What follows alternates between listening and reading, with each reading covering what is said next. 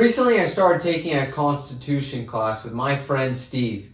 Now, me and my wife sit down every single week and we learn about the Constitution and learn about its principles and how amazing it is, how much freedom it provides us, right? And then I had a crazy question. Who do you think is smarter? I asked my wife, who do you think is smarter? People today in 2023 or the people of 1776? Who do you think is smarter? Kind of a crazy question, right?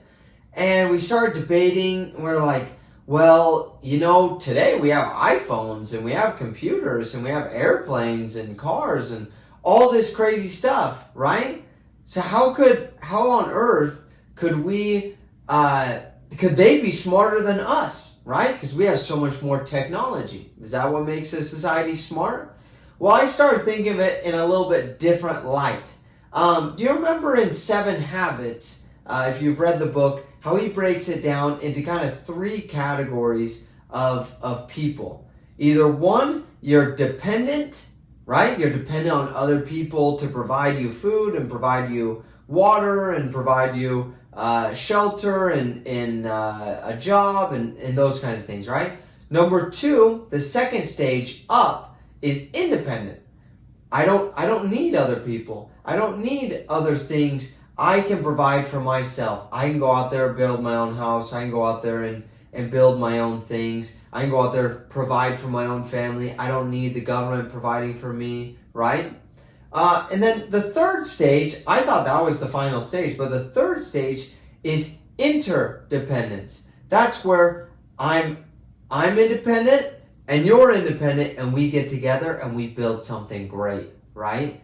That's how they build skyscrapers. That's how they build big businesses. That's how instead of me going out and slaving all day out in the fields to provide for my food, one person can get the food, another person can get the water, another person can build the houses, another person can mine for gold, another person can, and we're all working together. That's interdependence. Adam Smith talks about it in his book, Wealth of Nations. When you have interdependence, you have a lot of independent people and they all come together, then you have interdependence and you have a thriving economy, you have a thriving society. It works the same way in families.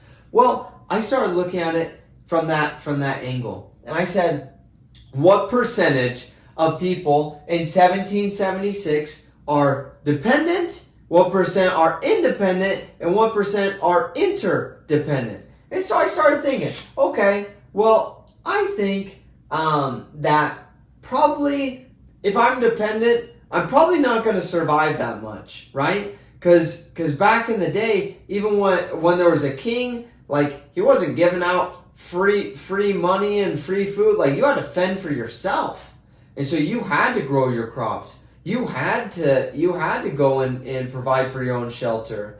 When nobody was there to just hand you stuff.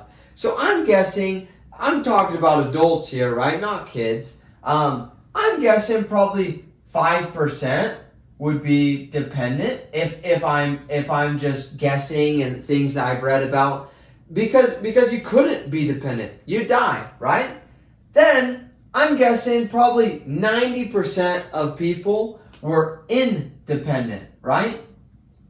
Where they independent, where they can provide for themselves, they can provide for their own food, their own shelter. That's what most people did. You read a lot of these books, and they built their own houses. They were working in crops all day.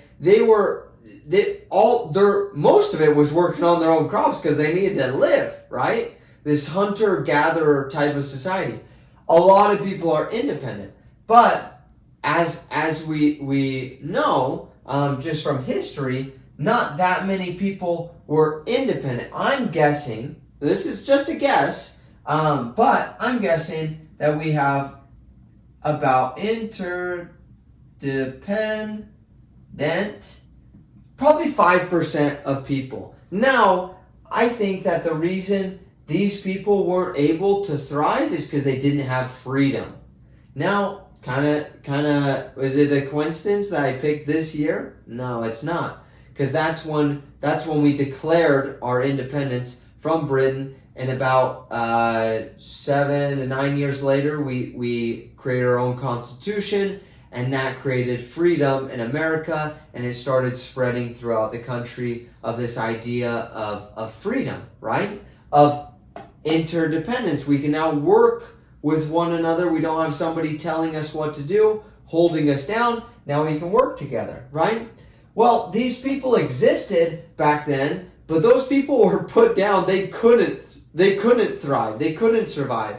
That's why a lot of these people, they were still in this hunter-gatherer society. Well, let's move over. So we're thinking 5% dependent, because you just couldn't survive if you were dependent, right? Probably 90% are independent, and then let's say 5% are interdependent. That's kind of a hard stage to get to. Not that many people get to it. I think a lot of these people kind of just had to be independent, because if they weren't, then they die, right? Well, let's jump over to here. Let's look at today's society. Well, what do we have a lot of? Can you grow your own food? Can you make your own house? Can you build your own things? Are you dependent on somebody else for a job? Do you need somebody else to give you these different things in life? Most people, I would say 90% of people are dependent. Okay? They need either the government, they need somebody else to provide for them. They can't provide the things necessary. Okay? Then, and that might be debated. You might be like, wait, I think it's 70%. I don't think it should be that high. Just look around. How many people rely on either the government or someone else for their wealth, right? We're talking employees. By definition, you're relying on someone else for your own wealth. Okay? So I think it's at 90%. Then I would say probably 5% of people today are independent, where they can provide. I'm talking about America. Maybe it's different in Africa and South America. Maybe they do have more independence in those rural areas, because they have to in order to survive. That's what you get in a hunter-gatherer society where you have a king over you. You just have to be independent. Okay? But I would say about 5% of people are independent. These are people that are the go-getters. They have their own businesses. They do everything themselves. This is the cook, cleaner, bottle washer. They just do everything themselves in their own business. They don't rely on other people to fix their own stuff. They go and fix their own cars. They fix their own house, right? They're independent of everyone else. They're very handy, right? Then I would say probably 5% of people are dependent. Again, these are the people that go out and build things. They get other independent people together, and then they create big things. Now, what's the difference between us having skyscrapers and flying planes and cars and all this stuff, and these guys were freaking hunter-gatherers? Because if you look at it, you're like, dang, this society is much better having a 595 versus a 95.5, right? Most of the people over here are independent. Most of the people over here are dependent. And the interdependent stays the same. Well, what's the difference? The difference is these guys have the big F word, freedom.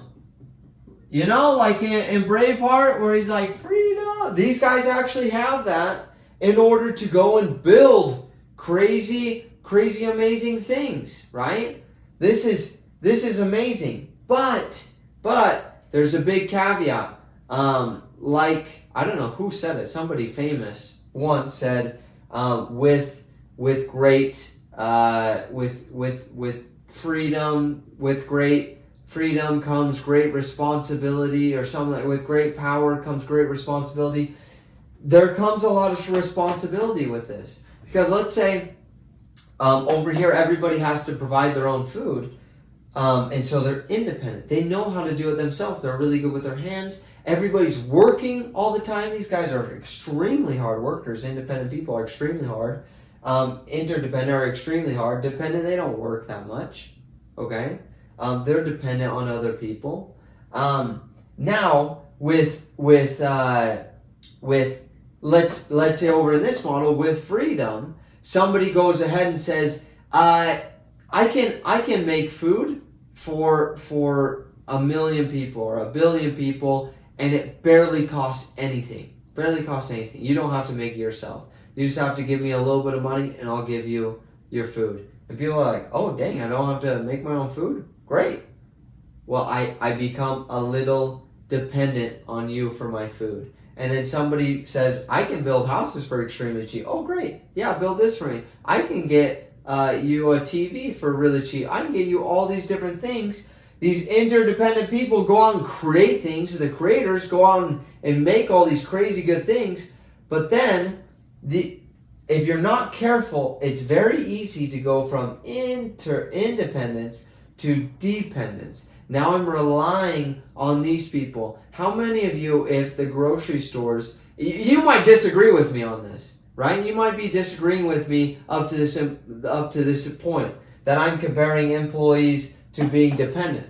Well, think of it like this: if the grocery stores stopped today, would you be able to? How long would you be able to survive? Maybe a couple days, maybe a week, maybe a month, if you're lucky. Okay, not very many people can have their own food storage or have their own have the ability to provide their own food. Okay, and then in that area, that makes you dependent. Okay, now I think there's great aspects in both. I think the takeaways, two main takeaways that I came to when I thought who is smarter, I don't think the question is about who is smarter, okay? I think what can we learn from both these societies? One, I think we need to become more independent like this generation. We need to get off the government, stop having them give out free stuff, free food, free cars, free everything. We need to get out of that free mentality because it's definitely not free. You're actually becoming a slave. We're becoming more dependent on other people, and not just the government, but also just other people. If I have to have you in order for me to survive, then I'm dependent. Okay, so we can learn that from these people. Get away from the dependence and get more over to independence. And the goal would be interdependent, where I'm independent and now I'm working with you and we're working together. Okay? Then, what can we learn over here? We need to keep this freedom. Okay? If we keep the freedom and we become more independent and then work our way over to interdependence and have more people in interdependence, we're going to make this world an even greater place, because that's how we have flying helicopters and skyscrapers and phones and videos and all that kind of stuff, because we have freedom. And then independent people went out and teamed up together and they were able to create amazing things. I want to leave this message with you. And I hope you start thinking about what you can do to step, if you're over here on dependent or independent, how you can jump, like Stephen Covey says, and go from dependent to independent to interdependent. If you really enjoyed this business tip and want to watch more, click right here. If you want to watch some entrepreneurial interviews, click right here.